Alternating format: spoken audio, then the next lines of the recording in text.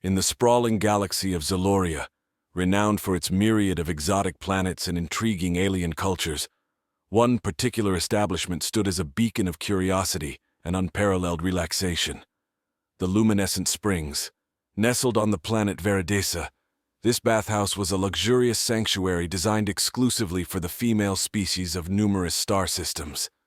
It was a place of serene waters and luminous pools where peace and privacy were the highest commodities, reserved for the most delicate of cosmic beauties. Jonathan Wells, a humble human archaeologist from Earth, had stumbled upon this hidden gem quite by accident. He had been part of an intergalactic expedition aimed at uncovering ancient alien relics on Veridesa, but a twist of fate had led him astray. His curiosity, coupled with a poorly translated map, had brought him to the ornate gates of the Luminescent Springs. The architecture of the bathhouse was a marvel, a blend of flowing organic forms and crystalline structures that shimmered under Veridesa's twin suns. Unaware of the establishment's strict admissions policy, Jonathan pushed open the gate and stepped inside, his boots clinking softly on the glowing path. Inside, the air was warm and filled with a symphony of exotic fragrances. Vines draped across the walls, and the sound of trickling water echoed through the air, mingling with soft laughter and distant conversations. He wandered through the lush gardens, marveling at the otherworldly flora, until he reached the main bathhouse. As he entered, a sudden hush fell over the room. Eyes of every shape, size, and color turned towards him, wide with shock and disbelief. The bathhouse, a cavernous space filled with pools of steaming water, was populated by a stunning array of female aliens. Some had shimmering scales, others had feathery wings, and a few bore luminescent tattoos that danced across their skin. Jonathan, realizing his mistake, began to back away, but his retreat was halted by a gentle but firm grip on his arm. He turned to see a tall, elegant figure with skin as dark as the void of space and eyes that sparkled like stars. She was Adraxa, the matron of the springs, known for her wisdom and the subtle power that flowed through her veins. "Sir, this is a sanctuary for the feminine entities of the cosmos," Adraxa said, her voice melodious yet carrying an undeniable authority. "How did you find yourself trespassing in our sacred waters?" Jonathan, ever the scholar, responded with both respect and embarrassment. "I apologize profoundly, Madame Adraxa. It appears I have greatly misunderstood the purpose of this establishment and the directions provided by my guide." There was a murmur among the occupants, a mix of curiosity and irritation. Adraxa, assessing the sincerity in Jonathan's eyes, made a swift decision. "It is our custom to respect all beings, and while your presence here is highly irregular, it offers us an opportunity." She addressed the crowd, her voice echoing gently off the crystal walls. "Today, we shall share a moment of cultural exchange. Let this man learn of our ways, and in return—" Jonathan Wells returned to his encampment under the twin moons of Veridesa, the glowing stone from Adraxa clasped in his hand. Its light pulsed softly, in rhythm, with the distant throbbing of the planet's heart, a reminder of the incredible encounter at the Luminescent Springs. He couldn't wait to delve deeper into its mysteries. The stone, as he would soon discover, was more than a mere keepsake. It was a key to untold knowledge and interstellar bridges. The next morning, amidst the clutter of his temporary research base, Jonathan placed the radiant stone on his work table. Its glow intensified, projecting a holographic map of the galaxy, with certain planets highlighted in a shimmering azure hue. These, he deduced, were locations of other sanctuaries, perhaps harboring their own unique secrets and wisdom. The opportunity to learn directly from these sites was irresistible. Compelled by his thirst for knowledge, Jonathan arranged for transport at the local starport.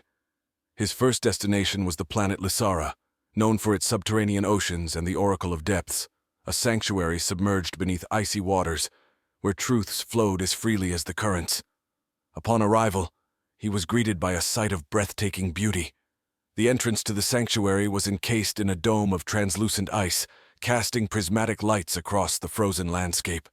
With the token from Veridesa presented as his pass, the guardians of the Oracle allowed him entrance, their bodies composed entirely of flowing water, adapting and shifting with graceful ease. Inside, Jonathan was submerged in a tank filled with oxygenated liquid, allowing him to breathe while he interacted with the Oracle, a sentient colony of bioluminescent organisms that communicated through colors and patterns. The Oracle shared insights about the interconnectedness of life forms across the universe, revealing how each being was a note in the symphony of existence. Jonathan listened, awestruck, as waves of colored light washed over him, each hue a whisper of deep cosmic truths. From Lysara, Jonathan's quest led him to several more sanctuaries. On Silthon, a planet cloaked in thick jungles, he encountered the arboreal mines, ancient trees whose roots delved into the planet's core and branches brushed against the stars. They imparted wisdom about the long view of time, teaching Jonathan the patience and resilience of nature, intertwining his understanding with the age-old sagas held in the rings of their trunks. Each sanctuary visited added layers to his understanding of the universe's fabric, weaving his human perspective into the broader cosmic tapestry. However, as his knowledge grew, so did the realization of how much remained unknown. The universe was a vast, mysterious place, and human understanding was but a flicker in the eternal darkness of space. Jonathan's next visit was to the crystalline caves of the planet Ophiria, where resonant crystals could store memories and emotions.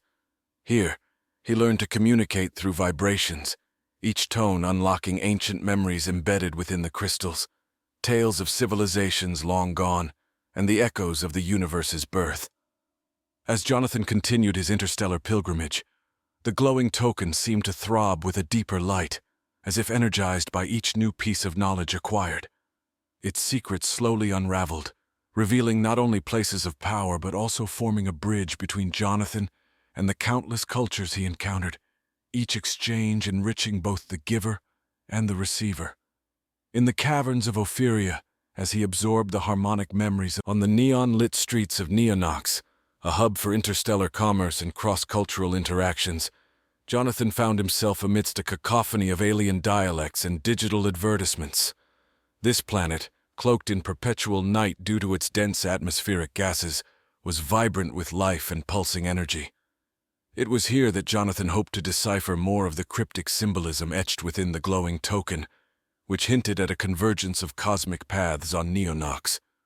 With the token guiding him, Jonathan navigated through the crowded marketplaces and towering skyscrapers until he reached the ancient library of Calexis, a repository of knowledge that transcended time and space. The library, a vast network of interconnected data vaults and analog archives, was curated by the Seraphim of Knowledge, entities that had transcended physical form to become pure data. As Jonathan approached the central nexus of the library, the token vibrated intensely, illuminating sequences of symbols on the library's walls that were invisible to the unaided eye. The Seraphim, sensing his unique artifact, materialized in swirling columns of light and sound, their voices a symphony of harmonized frequencies. "You carry the Legacy Stone, a relic of the ancient celestial architects," one of the Seraphim intoned. "It is a tool meant to unlock the gates of understanding, portals to knowledge scattered across the cosmos." Jonathan's mission was clear: use the Legacy Stone to access these gates and integrate their knowledge. Each gate required a different cosmic virtue to unlock: empathy, courage, wisdom, and the willingness to see beyond the self. His first test came quickly. Neonx was facing a crisis, a virulent data plague that threatened to corrupt the planet's essential systems. The Seraphim informed him that the first gate of understanding on Neonx could only be unlocked by healing the digital infection using the virtues encoded in the Legacy Stone. Drawing upon the lessons of connectivity from Lysara and the communication skills honed on Ophiria, Jonathan set to work. With the help of the Seraphim, he crafted a counter-virus, not of code, but of harmonized vibrations that resonated with the infected systems, soothing and realigning the corrupted data streams. As the digital plague receded, the first gate opened before him, a radiant portal pulsating with light. Stepping through, Jonathan found himself in an ethereal realm where knowledge flowed like a river, and every drop contained a universe of information. He absorbed tales of civilizations that had mastered the balance between technology and nature, societies where artificial and organic life coexisted in perfect harmony. Returning from the gate, Jonathan was celebrated as a savior on Neonx. His success, however, was not merely his own.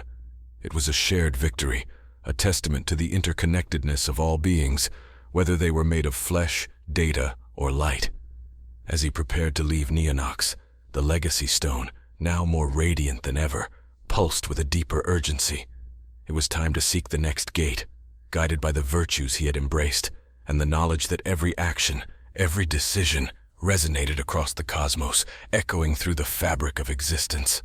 The city of Neonx, once a chaotic symphony of lights and sounds, now played a melodious tune of harmony and hope, a lasting legacy of Jonathan's visit, and a beacon for all who would follow in his footsteps, seeking their own paths to understanding.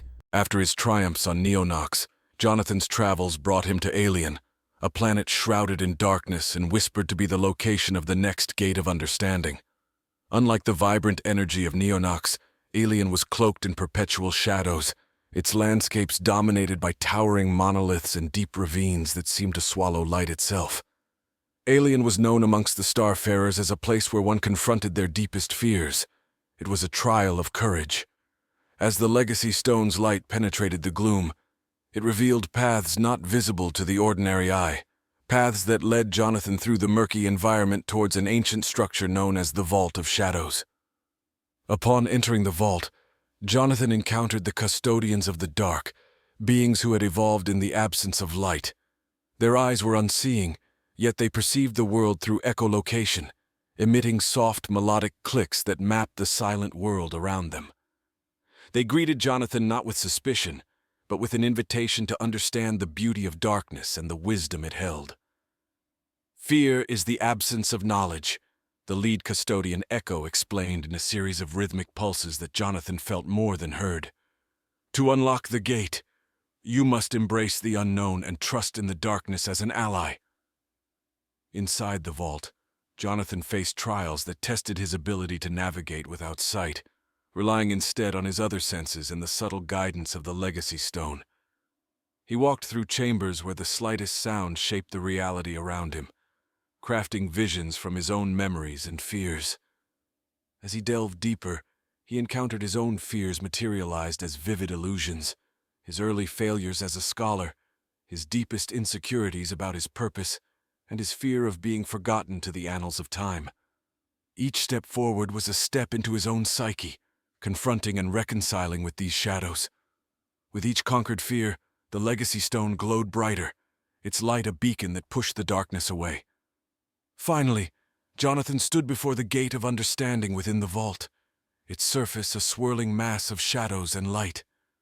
As he placed the Legacy Stone against the gate, it burst open, revealing a realm where darkness and light danced in eternal harmony, revealing the truth that darkness, much like light, was essential in the fabric of the cosmos.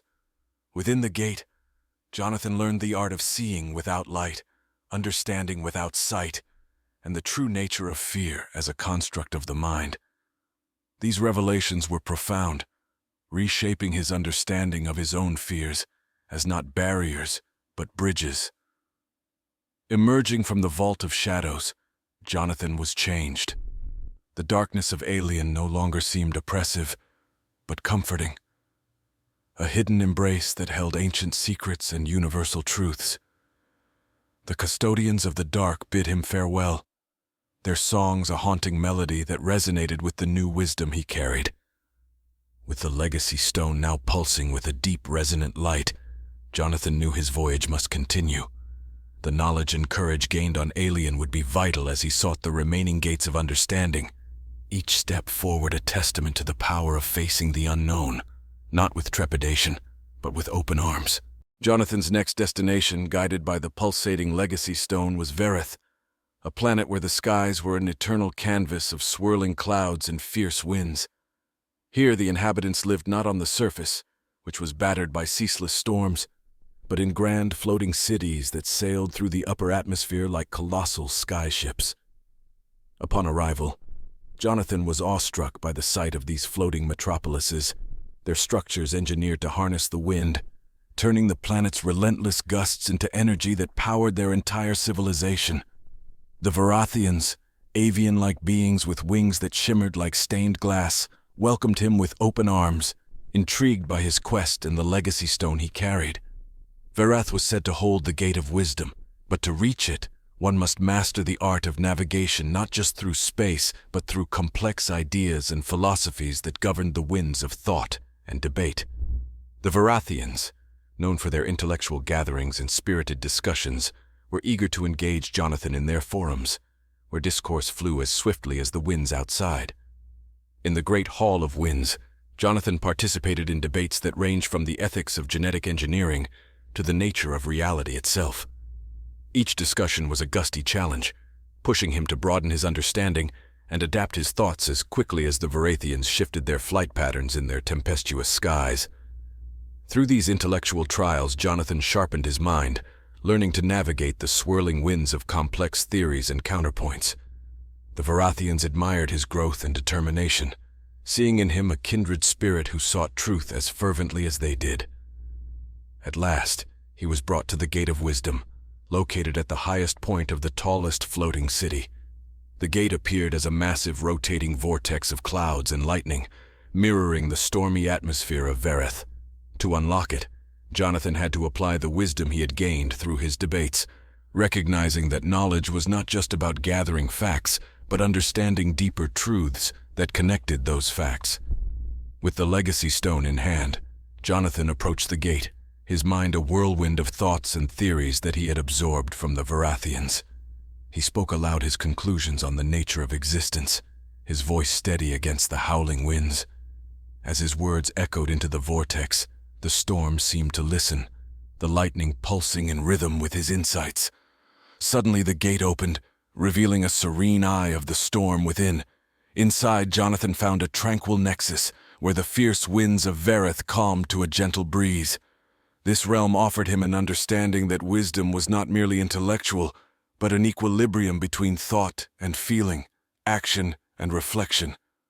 Armed with this new understanding, Jonathan felt as if he could see the patterns in the chaos, not only of Vareth's storms but of the universe's vast mysteries. The Varathians celebrated his success, their songs filling the air like the soft winds of peace that now flowed through the gate. With the wisdom of Vareth woven into his being, Jonathan prepared for the final leg of his quest. The legacy stone, now almost fully illuminated, hinted at the culmination of his travels, where all paths he had taken would converge, leading him to the ultimate gate of understanding. As Jonathan set course for the final destination indicated by the now brightly glowing legacy stone, anticipation ran through his veins. The destination was the enigmatic planet Chrysalis, situated at the crossroads of pulsar winds and nebular mists, a place rumored to be the very heart of the cosmos. It was said that Chrysalis housed the ultimate gate of understanding, where the essences of all cosmic virtues converged. Upon arrival, Jonathan found Chrysalis to be a planet of surreal beauty. The landscape was a tapestry of bioluminescent flora and crystalline formations, each reflecting and refracting light into dazzling arrays. The air vibrated with a palpable energy, as if the planet itself was alive with the pulse of the universe. The inhabitants of Chrysalis were the Celestials, beings of pure energy and thought, who had transcended physical form to become one with their world. Their presence was felt rather than seen, their voices echoing in Jonathan's mind as harmonious tones. "Welcome, seeker of truths," the Celestials greeted, their collective consciousness embracing Jonathan's spirit.